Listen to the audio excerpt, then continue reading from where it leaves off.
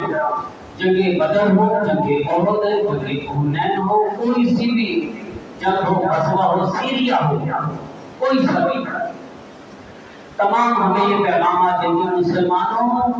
جب تم پر ظلم ہو تو کھڑے ہو جائے، مسلمانوں جب تمہارے ساتھ زیادتی ہو تو پھر حق کے لیے کھڑے ہو جائے، مسلمانوں جب تمہارے اوپر برا وقت آ جائے تو پھر پیچھے نہیں ہٹنا۔ قرآن میں سورہ احزاب، سورہ انفال جنگوں سے بھری ہوئی ہے دونوں سورہ انفال میں بھی سارا جنگوں کا بیان ہے، غزوات کا بیان ہے، لڑنے کا بیان ہے، اور سورہ احزاب میں بھی لڑو کافروں سے، کافر اگر تم پر حملہ کرتے تو تمہیں پیچھے ہٹنے کی ضرورت نہیں،